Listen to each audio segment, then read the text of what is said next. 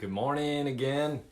Talking about 30 reasons why following Jesus is the best decision I ever made. I'm going to sit back a little here.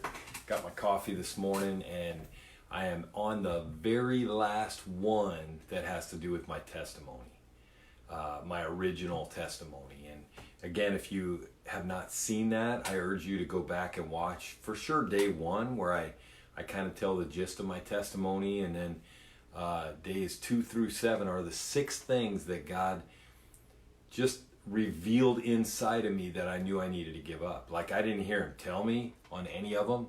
I just knew if he still had a plan for me, I had to get rid of these things. So I'll reiterate what they were. The first one was alcohol. The second one was serving alcohol, which was my job. I was the manager of a bar. I knew I would have to quit my job if I was going to follow him. Hold on. The third one was the music I was listening to, which I was addicted to music. I loved music, and the music I was listening to, the only thing it had that was worth anything was the musical value, I guess, because I loved it.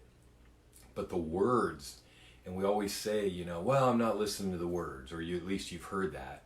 And then 20, 30 years later, it plays in a store and you're singing right along with it. So that's a bogus reason. But for me, I had to give it up. I had to just completely give it up. And he restored it in so many ways. I have relationships with Christian bands, with Christian artists that are still good to this day because he restored that love of music when I was a Christian concert promoter. For 5 years, I worked with over 100 bands, including Casting Crowns and Toby Mac and Newsboys and others. So anyhow, the fourth thing was going to clubs, because that's what you did, right? Just going to clubs. And that was where, we did all our dancing. That's where we really kind of, three guys that were not super popular, let's just put it that way. We weren't like outcasts necessarily, but we certainly weren't real popular in high school, at least early in high school. And then our senior year, we started going to these teen clubs and entering dance contests, and we became very popular, and it was very, very addicting. Okay, there's a rush that goes with that, and it was really drawing, and it drew us in and eventually led us into the adult clubs where we started drinking. And so going to clubs, he delivered me from that. And then the fifth thing that he delivered me from was my friends who were influencing me toward that. And I'll reiterate again, man, I love those friends. I absolutely love them. And it wasn't them leading me, it was us leading each other. And if I'd have stayed in that friend group, I'd have never broke out of all these other things, because that's the things we did together. That's what we did together. So he allowed me to eliminate those friends for a season so I could get my life right. Several of them I've reconnected with, several of them I'd love to, but that was just a reality. And then the sixth thing, and honestly, as I share my testimony, it was one of the hardest. And it actually took me a while to prove this one. And that was chasing girls. I don't know how else to say it, but just trying to pick up on girls. I mean, that was like the life. Our whole life revolved around that. In fact, we would say things like, you want to go to the mall and pick up girls? And we would get on the bus, go to the mall, and pick up girls. I mean, that was our whole goal. And sometimes it became a contest, but most of the time it was just the rush of meeting somebody new. And I'm just being honest now. I'm not proud of this. In fact, this is probably the one I'm the most ashamed of. Because looking back, there are some women out there that I really did not treat well. And I am very, very sorry for that. In fact, somehow if you see this video and you're one of the women that back in the day that I just did not treat well, please accept my apology. I am not that same person anymore, and I killed and buried that person because he was a dirtbag, to be honest with you. Pretty worthless, and treated some people very poorly, especially women. And a lot of that came from the music we listened to, because in the music they treated women poorly. In the places we were going to, the clubs, people are drunk. People are there for one reason, to pick people up. And there's a rush that comes with meeting someone new. That's why some people end up having affairs, because they allow themselves to get sucked into that rush of being with someone new.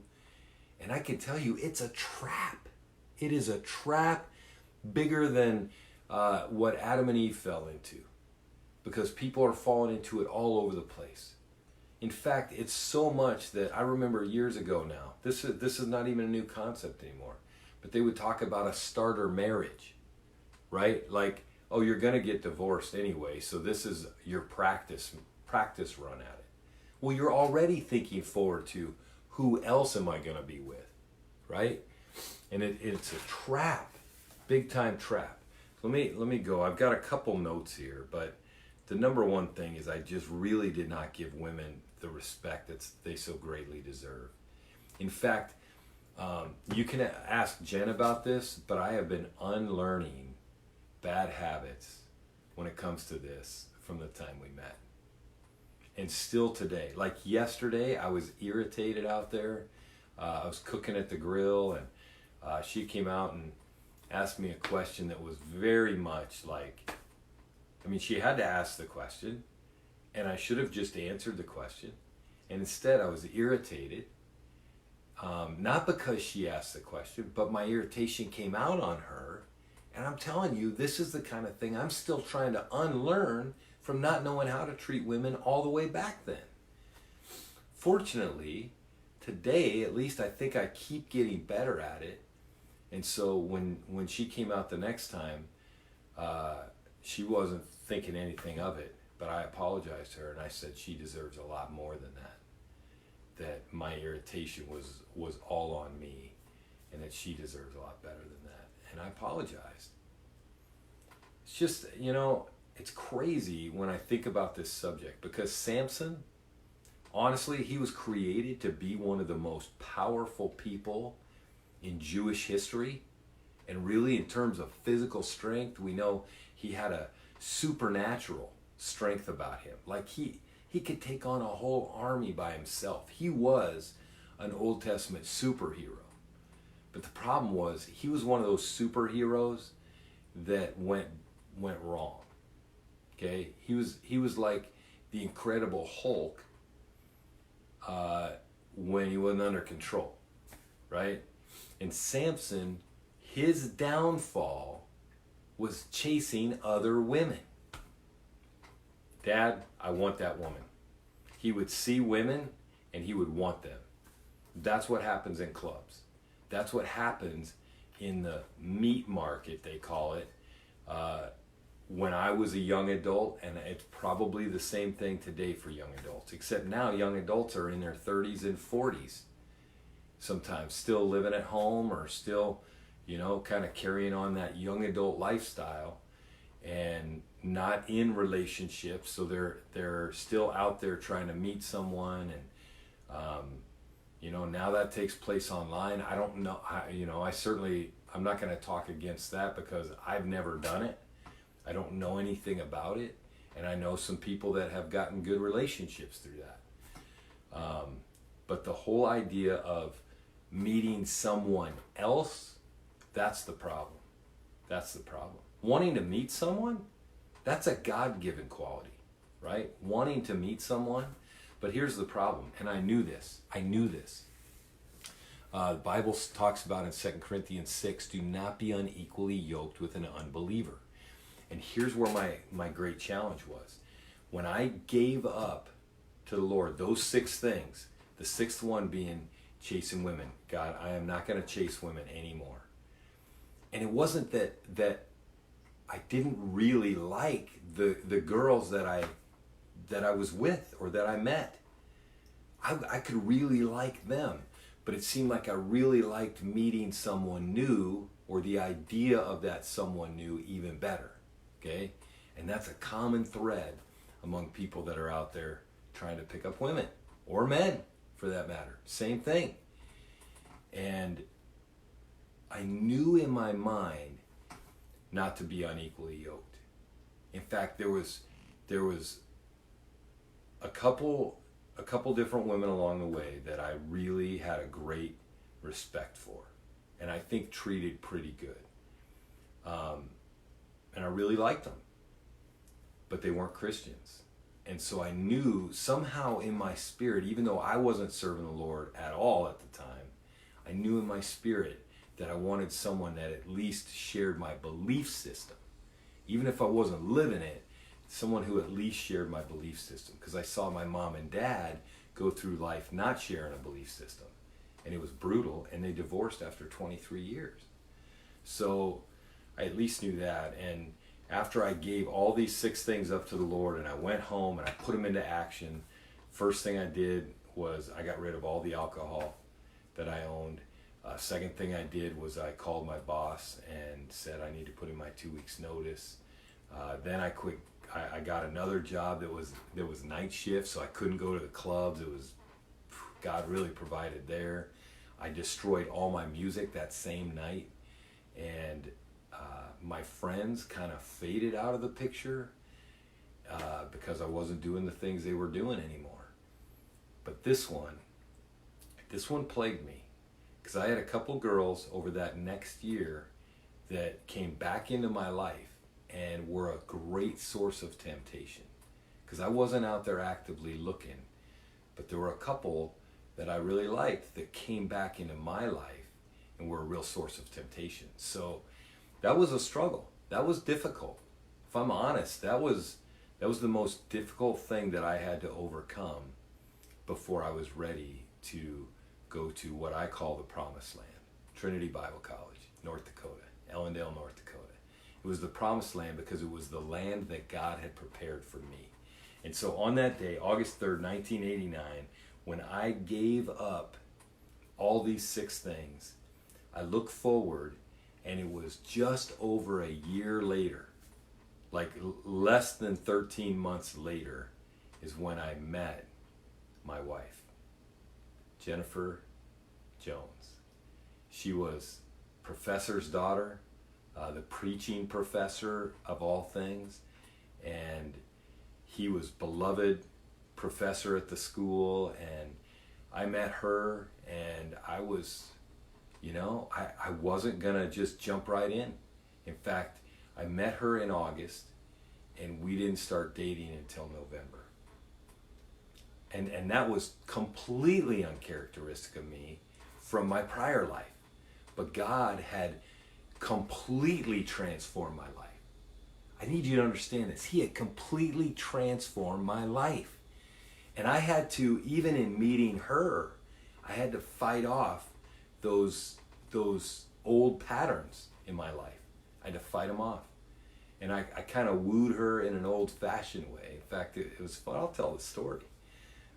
We actually went on a roommate date. I don't remember all the details of that, but actually a friend of hers kind of set it up, and it was perfect because I really liked her, and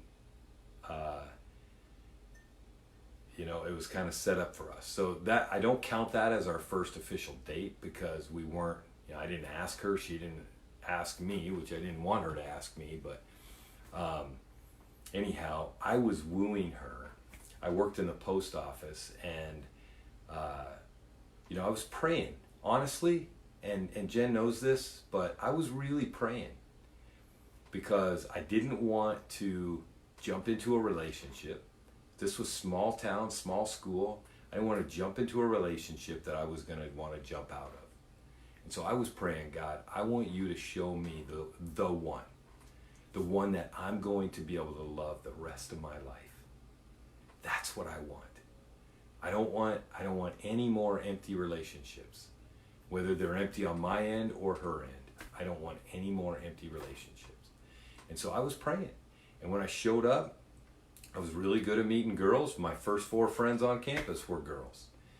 And we became friends, which was a weird concept to me too. Okay? But we became friends, and as the semester started and things started going, I started playing football, so I met a lot of guys and became friends with several guys, which was good. And then really got into school, and I was just loving the spiritual atmosphere. Oh, it was so awesome. But there's this one girl that caught my eye, and I worked in the post office. Now, the post office was one central location where all the boxes were. And I started buying Hershey Kisses, which is funny because Hershey's like 20 minutes away from us now where we live. But I started buying Hershey Kisses in these little packs, and every day I would put one in her box. Every day I would put another one in her box. And she kept finding these Hershey Kisses and just wondering who they were from, right? I know, today that might seem kind of creepy, but back then it was very sweet. And she really liked it. She really liked it, and I think she was discovering that it was me, but then she'll have to tell that, I guess, at some point. But that was my way of wooing her, right? And I would talk to her periodically, but it wasn't until our last football game of the year, and she was a cheerleader, and our last football game of the year, we traveled all the way to Colorado. All the way to Colorado from North Dakota. We played Colorado College in Colorado Springs. They had 85 guys on their sideline. We suited up 16 guys to play that game. So I played both ways and caught passes, made tackles, and there was some free time, and got to talk with her quite a bit. And then we ended up being able to sit next to one another on the bus for part of the ride home. And while we were sitting together, I grabbed her hand, I held her hand, which was crazy, right? Like that was a big deal. Like this is a guy who was in the clubs meeting women, and none of that was a big deal to me. But this is how I know that God made me brand new. And that's one of the things about following Jesus. You may think, oh, my life's so filthy. How could I get from here to there? Like, how could I get from I'm drinking, I'm in the clubs, I'm doing all this stuff, to now I'm following Jesus? How in the world? Like, that's a different universe. How can I get there? The beauty is when you give your life to Jesus, he does that in a second. He has that ability to do that in a second. If you'll meet him there. If you'll meet him there. Now, it took me a year to get from here to there when it came to women. The rest were pretty much done deal. Like 4 of them were instant. The friend thing took a little bit of time, and the women thing took a whole year to prove. But I'm telling you, when we were on that bus, I was shaking in my boots because I wanted to ask her out so bad. And I finally did. And I asked her if, in fact, I didn't hold her hand until after I asked her out, but I asked if we could go roller skating on Friday night. And she said yes. She said yes, man. And I still remember that. And we went roller skating, and it was, again, like I held her hand a little bit on the bus, but like we weren't an item yet, right? We just liked each other, and we knew it. So on that night when I took her out to roller skating, I remember we got into my old pickup, Duke, and we headed to Aberdeen, right? 40 miles away, and I was sitting on one side driving, and she was sitting way on the other side, and it was a fun ride down. Don't remember that much about that, but I remember when we started skating, and as we're skating around the rink, it wasn't all that long before we started holding hands again, and that was the first time for forever, because I've never let go of her hand since. And we skated around that rink, I can't tell you how many times, because I was in the clouds, and it was just awesome. And then I remember on the way home, she wasn't sitting way over there. She was sitting right here, right next to me. She's been by my side ever since. And Jen and I dated for, well, let me tell this last story and then I'll go. But this was worth it. We dated for 18 months exactly. And on that day, I asked her if she would marry me. And she said yes. We were engaged for 13 months. And now we've been married over 26 years. 26 years. So, this November 7th will be 29 years that we've been dating. Okay? But let me tell you how that happened.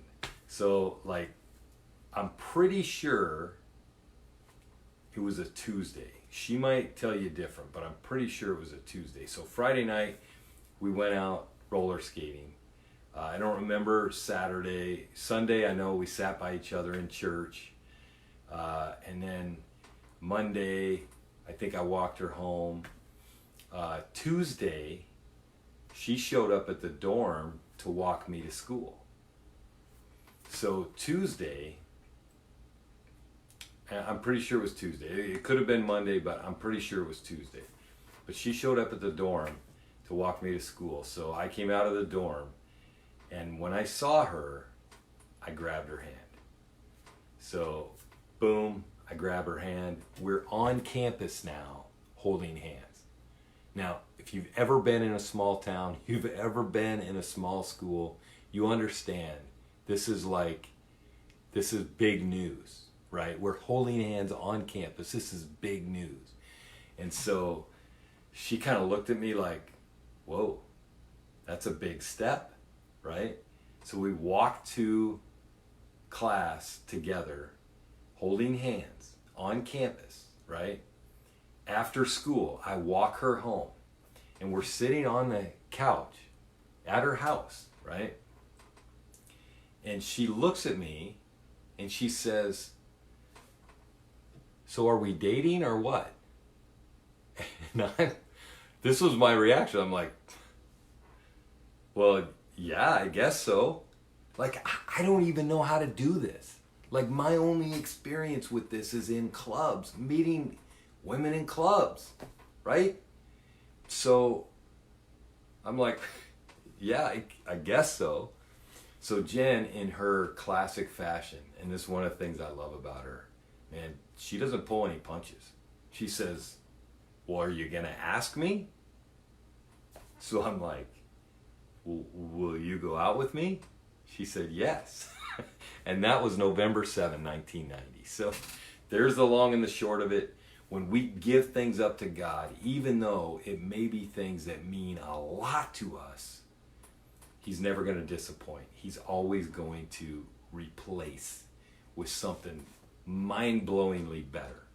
And so 29 years is coming up for us as a couple.